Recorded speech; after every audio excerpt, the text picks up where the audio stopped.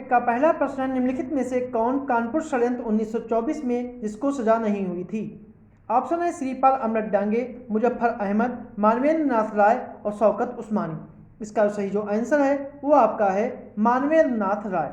मानवेंद्र नाथ राय को कानपुर षड्यंत्र के तहत गिरफ्तार तो किया गया था, लेकिन इनको सजा नहीं हुई थी। अगला प्रश्न है प्रश्न नंबर 2 कि निम्नलिखित कथनों पर विचार कीजिए। कि पहला है कैबिनेट मिशन वर्ष 1946 ने मुस्लिम लीग की पाकिस्तान की मांग को स्वीकार कर लिया था, और दूसरा है मुस्लिम लीग ने संविधान सभा के लिए आयोजित चुनाव में भाग तो किया, लेकिन संविधान सभा में शामिल होने से इनकार कर दिया। केवल एक कथन सही है, केवल दो सही है, दोनों सही हैं, या फिर दोनों गलत हैं? इसका जो सही कथन है वो केवल दो कथन है, क्योंकि पहला कथन गलत है, क्योंकि कैबिनेट मिशन जो आया था उसने मुस्लिम लीग की पाकिस्तान की मांग को स्वीकार नहीं किया था, इसलिए यह कथन गलत है। कैबिनेट मिशन को क्लीमेंट एटली ने इसलिए भेजा था कि भारत में शांतिपूर्ण सत्ता का हस्तांतरण कैसे किया जाए। ये इसके 3 सदस्य आए थे, जिसमें एवी अलेक्जेंडर जो नौसेना मंत्री थे, और स्टेफोर्ड क्रिप्स जो व्यापार मंडल के अध्यक्ष थे, और पैंथिक लॉरेंस जो भारत सचिव थे, और वो इस आयोग कैबिनेट मिशन के अध्यक्ष भी थे। अगला प्रश्न है कि भारत को भगवान के भरोसे छोड़ दो, कि भारत को भगवान के भरोसे छोड़ दो, और यदि यह असंभव हो तो अराजकता के भवन में छोड़ दो। यह कथन अंग्रेजी सरकार के लिए किसका है? जवाहरलाल नेहरू, माउंटबेटन, महात्मा गांधी या फिर सरदार पटेल? इसका सही आंसर है वो आपका है 3 महात्मा गांधी। गांधी जी ने हरिजन पत्रिका में अंग्रेजों से भारत छोड़ने की मांग करते हुए कहा था कि भारत को भगवान के भरोसे छोड़ दो, यदि असंभव हो तो अराजकता के भवन में छोड़ दो।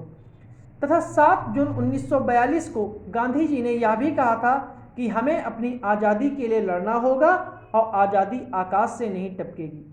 अतः 14 जुलाई 1942 को वर्धा में कांग्रेस कार्य समिति की बैठक में भारत छोड़ो आंदोलन का प्रस्ताव पारित किया गया, और भारत छोड़ो प्रस्ताव को नेहरू ने पेश किया था। 8 अगस्त 1942 को यह आंदोलन शुरू हुआ। इसी आंदोलन में गांधी जी ने करो या मरो का नारा दिया। अगला प्रश्न है कि कृषि से संबंधित रॉयल कमीशन की स्थापना की गई 1928 में, 1931 में, 1930 में या 1925 में? इसका जो सही जो आंसर है वो आपका है 1928 में। रॉयल कमीशन की स्थापना 1928 में की। इस समय जो भारत के वायसराय थे वो लॉर्ड इरविन थे। इरविन का कार्यकाल जो है वो 1926 से लेकर 1931 तक था। इसी के शासनकाल में 1929 में imperial council of agriculture research की स्थापना की गई, और 1928 में साइमन कमीशन भारत आया था। अगला प्रश्न है, निम्नलिखित में से कौन सा युग्म सही सुमेलित नहीं है? सुभाष ब्रिगेड शहनवाज खां, नेहरू ब्रिगेड जे.आर. ढिल्लो, गांधी ब्रिगेड गुलजारा सिंह, और जानी झांसी रेजिमेंट लक्ष्मी सहगल। तो कौन सा सुमेलित नहीं है? तो इसका सब सही आंसर है वो आपका है सी ऑप्शन, गांधी ब्रिगेड जो है गुलजारा सिंह। सुभाष ब्रिगेड जो है शहनवाज सही है, नेहरू ब्रिगेड जे.एस. ढिल्लो ये भी सही है, और जो गांधी ब्रिगेड थे इसके जो गुलजारा सिंह नहीं थे, इसके जो थे वो इनायत खां थे। इनायत खां जो थे वो इसके नेतृत्व कर रहे थे, और झांसी की रानी जो रेजिमेंट है वो लक्ष्मी सहगल कर रही थी। और अगर गुलजारा सिंह की बात करें तो गुलजारा सिंह ने आज़ाद ब्रिगेड का नेतृत्व किया था। आज़ाद ब्रिगेड का नेतृत्व किया था। अगला प्रश्न है कि 1832 में दर्पण नामक समाचार पत्र का प्रकाशन किसके द्वारा किया गया? ज्योतिबा फुले के द्वारा, गोपाल हर देशमुख के द्वारा, बाल शास्त्री जाम्बेकर के द्वारा, या फिर विश्व शास्त्री पंडित के द्वारा? इसका सही जो आंसर है वह आपका है बाल शास्त्री जाम्बेकर के द्वारा, और इसका जो प्रकाशन हुआ है वो 1932 में किया गया था। अगला प्रश्न है, निम्नलिखित युद्धों को उनके कालक्रम के अनुसार सजाना है। प्रथम आंग्ल मैसूर युद्ध, प्रथम आंग्ल सिख युद्ध, प्रथम आंग्ल मराठा युद्ध। कूट के आधार पर चयनित करना है। जो प्रथम आंग्ल मैसूर युद्ध है वो 1766 से 69, और आंग्ल मराठा युद्ध जो है वो 1775 से लेकर 82, और आंग्ल सिख युद्ध जो है वो 1845 से लेकर 1846। तो इसका जो सही जो आंसर है वो आपका सी ऑप्शन सही है। अगला प्रश्न है, राजा राममोहन राय द्वारा सती प्रथा के विरोध के लिए किस पत्रिका का उपयोग किया गया? मिरातुल अखबार, ब्रह्मनिकल मैगजीन, संवाद कौमुदी या फिर अमृत बाजार? जो इसका जो सही जो आंसर है वो आपका है संवाद कौमुदी। सी ऑप्शन जो है वो इसका सही है। अगला प्रश्न है, निम्नलिखित में से कौन सा सही सुमेलित नहीं है? विषाण अकोशिकीय होता है, प्रियॉन प्रोटीन और न्यूक्लिक अम्ल को कहते हैं, जीव द्रव्य जैविक क्रियाएं, माइटोकॉन्ड्रिया एटीपी का निर्माण। जिसका सही जो आंसर है वो आपका है बी ऑप्शन, प्रियॉन जो है वो सही सुमेलित नहीं है, क्योंकि ऐसे संक्रामक कारक जिनमें केवल प्रोटीन होता है और उसमें न्यूक्लिक अम्ल का अभाव होता है उन्हीं को प्रियॉन कहा जाता है। और इसकी खोज जो है वो प्रियॉन की खोज जो है वो स्टैनले प्रूसीनर ने की थी। स्टैनले प्रूसीनर ने की थी। और कोशिका के अंदर के संपूर्ण पदार्थ को जीव द्रव्य कहते हैं, और जीवों में होने वाली समस्त जैविक क्रियाएं जीव द्रव्य में ही संपन्न हो जाती हैं। अगला प्रश्न है, निम्नलिखित में से किसमें एक पर्णहरित पाया जाता है, यानी क्लोरोफिल पाया जाता है? कवक, जीवाणु, युग्लिना या पूर्ण परजीवी पौधा? तो इसका सही जो आंसर है वो आपका है युग्लिना। कवक जीवाणुओं एवं पूर्ण परजीवी पौधों में पर्णरहित नहीं पाया जाता है, जबकि सभी पौधों में पाया जाता है। युग्लिना को छोड़कर किसी भी जंतु में पर्णहरित नहीं पाया जाता है। अगला प्रश्न है, प्रोटीन का पाचन कहाँ होता है? कि प्रोटीन का पाचन कहाँ से आरंभ होता है? मुख गुहा से, आमाशय से, अग्नाशय से या फिर ग्रास नली से? इसका सही जो आंसर है वो आपका है आमाशय से। प्रोटीन का पाचन आमाशय से प्रारंभ होता है, और आमाशय में भोजन जो है वो 2 से 3 घंटे तक रहता है, और आमाशय की दीवारें जो होती हैं, दीवारों में जठर ग्रंथियां होती हैं, जिनमें से जठर रस निकलता है, और जठर रस की जो प्रकृति होती है वो अम्लीय होती है, और यहीं पे पेप्सिन भोजन के प्रोटीन को पेप्टोन में और पॉलीपेप्टाइड में बदल देता है, और रेनिन दूध की विलेय प्रोटीन को ठोस को दही में बदल देता है। अगला प्रश्न है, रुधिर प्लेटलेट्स के संदर्भ में निम्नलिखित कथनों में कौन सा एक सही नहीं है? इसे थ्रोम्बोसाइट कहते हैं, इसमें केंद्रक अनुपस्थित होता है, और सभी मनुष्यों जंतुओं के रुधिर में पाई जाती है और रुधिर का थक्का बनाती है। इसका सही जो आंसर है वो आपका है सी ऑप्शन जो है इसका सही नहीं है, क्योंकि रुधिर प्लेटलेट्स एक प्रकार की रुधिर कणिका ही होती है। इसे थ्रोम्बोसाइट कहते हैं। इसकी संख्या 1 मिलीमीटर रक्त में 3 लाख होती है, और इसमें केंद्रक जो है अनुपस्थित होता है, और इनका निर्माण जो है वो अस्थिमज्जा में होता है। इनका जीवन काल जो है वो 7 से 10 दिन का होता है, और रुधिर का थक्का बनाती हैं, और ये केवल मनुष्य के रुधिर में पाई जाती हैं, जंतुओं के रुधिर में नहीं पाई जाती। अगला प्रश्न है, नीचे दिए गए कथन और कारक में से चुनना है कि अनुच्छेद 126 के तहत उच्चतम न्यायालय के कार्यकारी मुख्य न्यायाधीश की नियुक्ति का प्रावधान है, और कार्यकारी मुख्य न्यायाधीश की नियुक्ति के संबंध में राष्ट्रपति को कानून मंत्री से परामर्श लेना आवश्यक है। कूट के आधार पर चयनित करना है कि कौन सा सही है, कौन सा गलत है, और कौन किसकी व्याख्या कर रहा है। इसका सही जो आंसर है वो आपका है सी ऑप्शन, क्योंकि ये सही है। अनुच्छेद 126 में कार्यकारी मुख्य न्यायाधीश की नियुक्ति का प्रावधान है, और जो आर है वो गलत है, क्योंकि कार्यकारी मुख्य न्यायाधीश के संदर्भ में राष्ट्रपति को कानून मंत्री से किसी भी प्रकार का परामर्श लेने की आवश्यकता नहीं है। अगला प्रश्न है, कौन सी भाषा हमारे संविधान के 8वें अनुसूची में सम्मिलित है? भोजपुरी, अंग्रेजी, नेपाली, राजस्थानी? इसका सही जो आंसर है वो आपका है सी ऑप्शन। इसका जो सही आंसर है वो आपका है सी ऑप्शन, नेपाली। नेपाली जो है वो संविधान के 22 भाषाओं में, जो 8वीं सूची में है उसमें 22 भाषाओं का उल्लेख है, उसमें नेपाली शामिल है। नेपाली को 71वें संवैधानिक संशोधन 1992 के द्वारा शामिल किया गया था, जिसके साथ में ही कोंकणी और मणिपुरी को भी इसमें रखा गया था। अगला प्रश्न है, अनुच्छेद 265 के तहत कुछ कार्यपालिकाई या प्रशासकीय आदेशों द्वारा भी लगाए जा सकते हैं। मतलब कि अनुच्छेद 265 के तहत कुछ कर कार्यपालिका या प्रशासकीय आदेशों के द्वारा लगाए जा सकते हैं, और दूसरा है ऐसे विषय जो ना तो संघ सूची में वर्णित हैं और ना ही राज्य सूची में, उन पर केंद्र सरकार द्वारा कर लगाया जा सकता है। तो कौन सा कथन सही है? केवल एक, केवल दो, के दोनों, या फिर दोनों नहीं? तो इसका सही जो आंसर है वो आपका है बी ऑप्शन, क्योंकि दूसरा कथन जो पूर्णतः सही है और पहला कथन जो है वो गलत है, क्योंकि कोई भी कर किसी भी विधि के अधिकार से ही लगाया जाएगा, अन्यथा वह लगाया नहीं जा सकता। इसका कहने का तात्पर्य यह है कि कोई भी कर विधानमंडल के द्वारा ही लगाया जा सकता है, ना कि किसी कार्यपालिका या प्रशासकीय आदेश के द्वारा। अगला प्रश्न है,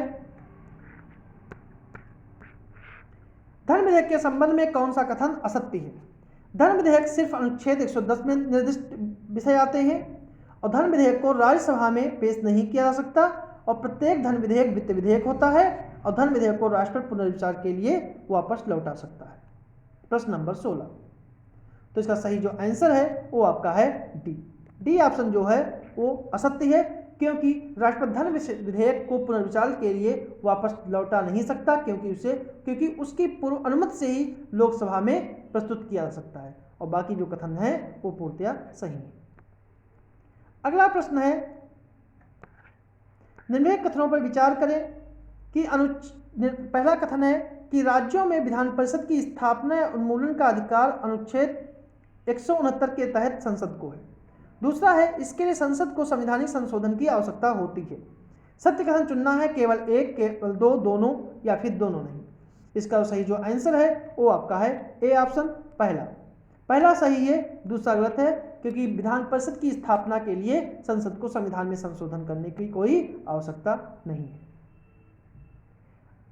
क्योंकि संसद साधारण कानून लाकर भी विधान परिषद का गठन कर सकती है। अगला प्रश्न है कि कौन सा कथन असत्य है राष्ट्रपति शासन के बारे में? कौन सा कथन राष्ट्रपति शासन के बारे में असत्य है? राष्ट्रपति शासन जो है अनुच्छेद 356 के तहत लगाया जाता है। पहला है, इसकी उद्घोषणा राज्य में संवैधानिक तंत्र के विफल हो जाने के आधार पर की जाती है, और इसके तहत उद्घोषणा का संसद द्वारा 2 माह के भीतर अनुमोदन किया जाना आवश्यक है, और इसके तहत उद्घोषणा को 6 माह पर पुनः अनुमोदित करके अनिश्चित काल तक बढ़ाया जा सकता है, और राष्ट्रपति शासन की उद्घोषणा संसद के साधारण बहुमत से अनुमोदन से की जाती है। तो इसका सही जो है कौन सा असत्य है? तो असत्य कथन जो है वो है सी ऑप्शन है, क्योंकि अनुच्छेद 356 के तहत राज्यों के संवैधानिक तंत्र विफल हो जाने पर राज्य की कार्यपालिका विधायिका निलंबित की हो जाती है, और राज्य की सभी विधायक कार्यपालिका शक्ति संघ में निहित हो जाती है। इसकी उद्घोषणा को 6 माह के अनुमोदित करके अधिकतम 3 वर्ष तक ही बढ़ाया जा सकता है, जबकि इसमें है अनिश्चित काल तक, इसलिए यह कथन जो है गलत है। अगला प्रश्न है, उच्चतम न्यायालय के परामर्शदात्री क्षेत्राधिकार के अंतर्गत शामिल है कि सभी संवैधानिक मामलों में प्रधानमंत्री को सलाह देना, विधिक मामलों में प्रधानमंत्री को सलाह देना, सार्वजनिक महत्व के कानूनी या तथ्यात्मक मामलों में राष्ट्रपति को सलाह देना, या फिर इनमें से कोई नहीं। तो इसका सही जो आंसर है, जो परामर्शी क्षेत्राधिकार जो है राष्ट्रपति उच्चतम न्यायालय का आर्टिकल 143 उसके अंतर्गत जो है जो उच्चतम न्यायालय है वह सार्वजनिक महत्व या कानूनी महत्व के मामलों पर ही राष्ट्रपति को सलाह देता है, न कि प्रधानमंत्री को। अगला प्रश्न है, रुद्रप्रतिष्ठ की प्रश्न नंबर 29 है, निम्नलिखित में से कौन सा एक सही सुमेलित नहीं है? चंद्रगुप्त मौर्य, मेगास्थनीज, बिंदुसार, डायमेकस, अशोक, डायनोसियस, या स्कंदगुप्त हेलियोडोरस। तो कौन सा सही सुमेलित नहीं है? तो इसका सही जो आंसर है वो आपका है डी ऑप्शन। स्कंदगुप्त के दरबार में जो हेलियोडोरस जो था वो नहीं आया था। हेलियोडोरस जो है ने वासुदेव के सम्मान में, हेलियोडोरस ने वासुदेव के सम्मान में वेशनगर में गरुड़ स्तंभ स्थापित किया था और यह शुंग शासक भागभद्र के दरबार में आया था और बाकी जो है वो सही सुमेलित है। अगला प्रश्न है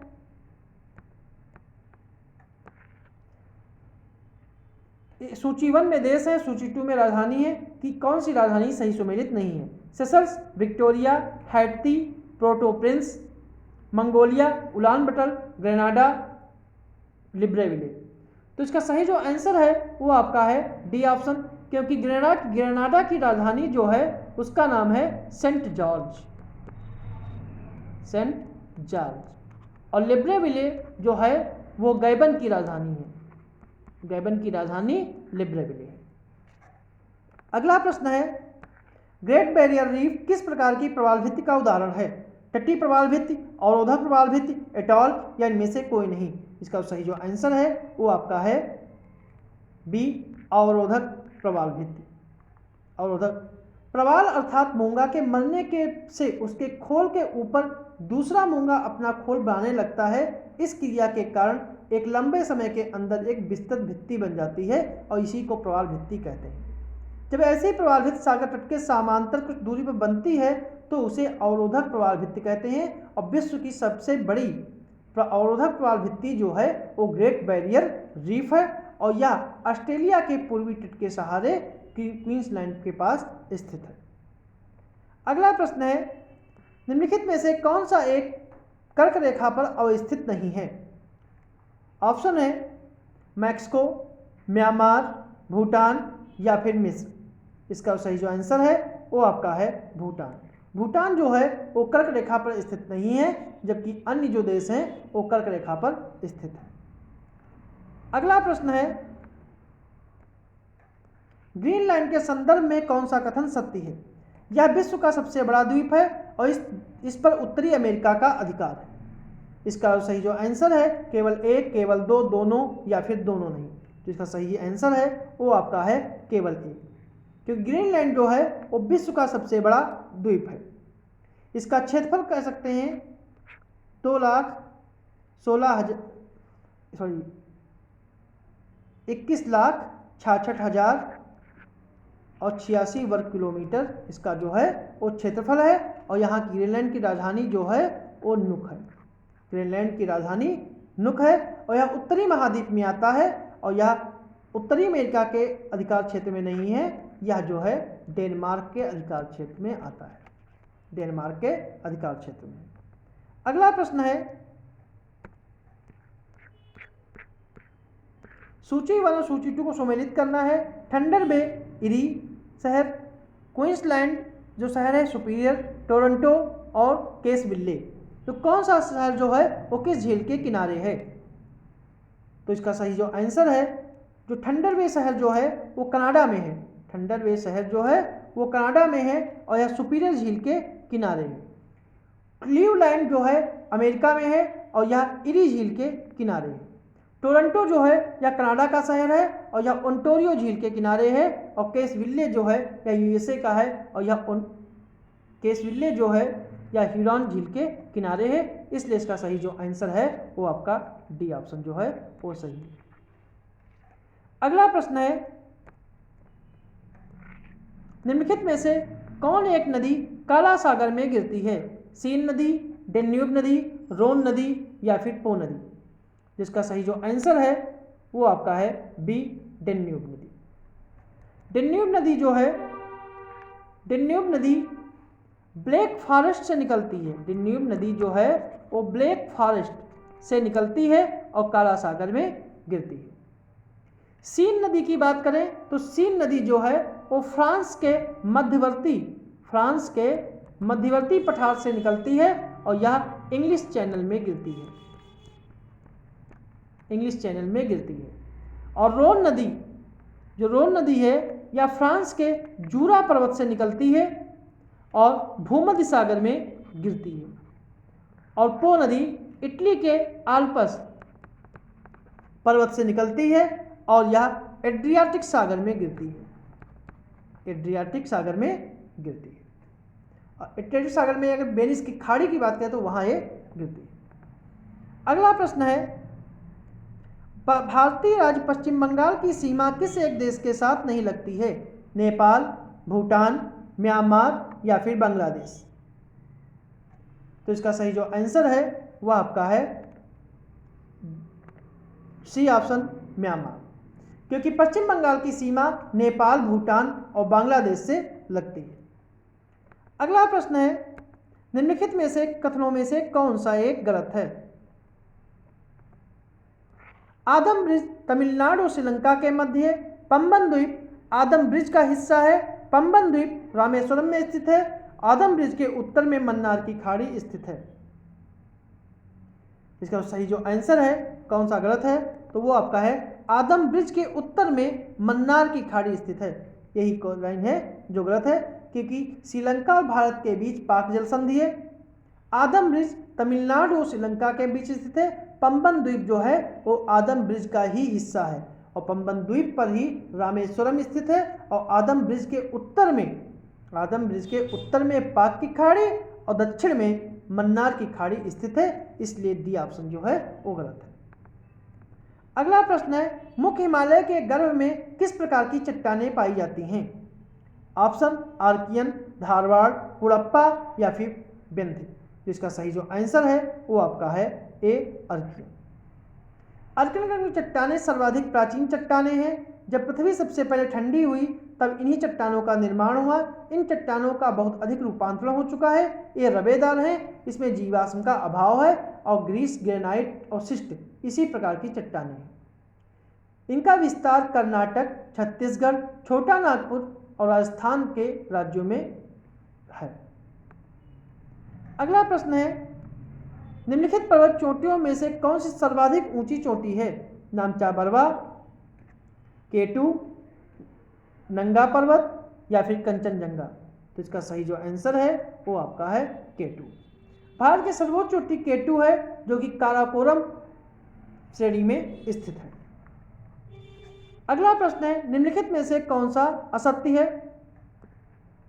कांडला एक ज्वारीय बंदरगाह है। मुंबई भारत का सबसे बड़ा बंदरगाह है। मर्मुगाओ एक कृत्रिम बंदरगाह है। कोचीन एक प्राकृतिक बंदरगाह है। तो इसका सही जो आंसर है वो आपका है सी कथन जो है वो आपका असत्य है, क्योंकि मर्मुगाओ जो है गोवा में ज्वारी नदी पर स्थित है और ज्वारी नदी के ज्वार नद मुख पर स्थित है, और यह एक प्राकृतिक बंदरगाह है। कांडला जो है गुजरात में है, या गुजरात में कच्छ की खाड़ी पर स्थित है। मुंबई एक प्राकृतिक बंदरगाह है और यह भारत का सबसे बड़ा बंदरगाह है। कोचीन जो है वह केरल में एक प्राकृतिक बंदरगाह है और यह बंदरगाह जो है वो लैगून पर स्थित है। और चेन्नई जो एक बंदरगाह है वह कृत्रिम और खुला सागरी बंदरगाह है। अगला प्रश्न है, अफ्रीकी महाद्वीप में स्थित लेसोथो देश के बारे में कौन सा कथन असत्य है? पहला कि यह ड्रेकन्सबर्ग पर्वत पर स्थित है। इसकी तटरेखा की लंबाई सबसे छोटी है। इसे शांत घाटियों का देश कहते हैं और इसकी राजधानी मैसेरू है। इसका सही जो आंसर है वह इसके बी कथन जो है, इसका कथन जो है सबसे यही कथन गलत है, क्योंकि इसकी तटरेखा की लंबाई सबसे छोटी ही नहीं है, क्योंकि यह लेसोथो देश जो है वो अफ्रीका महाद्वीप का भू आबद्ध देश है, या कहें लैंडलॉक देश है, तो इसलिए इसकी कोई तटरेखा नहीं है। अगला प्रश्न है, थीन परियोजना जो है स्थित है रावी नदी, चिनाब नदी, झेलम नदी या फिर ब्यास नदी? थीन परियोजना इसका सही आंसर है। थीन परियोजना जो है वो आपकी रावी नदी पर स्थित है। अगला प्रश्न है प्रश्न नंबर 43 कि 6 डिग्री चैनल निम्नलिखित में से किन दो देशों के बीच सीमा निर्धारित करती है? मालदीव, सेशल्स, भारत और इंडोनेशिया, भारत और मालदीव, मलेशिया और इंडोनेशिया। प्रश्न नंबर 43 जिसका सही जो आंसर है वो आपका है भारत और इंडोनेशिया। बी ऑप्शन जो है वो इसका सही है। अगला प्रश्न है, निम्नलिखित में से कौन सा कथन सही है? एल्युमिनियम उद्योग एक भारतवासी उद्योग है और भारत में वस्त्र उद्योग के बाद चीनी उद्योग दूसरा सबसे बड़ा कृषि आधारित उद्योग है। तो कौन सा कथन इसका सही है? तो इसका केवल एक, केवल दो, दोनों या फिर दोनों नहीं। इसका सही कथन जो है, इसके दोनों कथन जो हैं वो सही है। अगला प्रश्न है,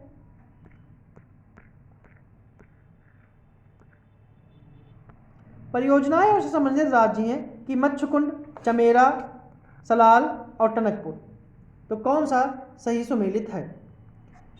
तो इसका सही जो आंसर है वो है मच्छकुंड जो है वो आपका आंध्र प्रदेश में है, चमेरा जो है वो हिमाचल प्रदेश में है, सलाल परियोजना जम्मू कश्मीर में है और टनकपुर जो है वो उत्तराखंड में है।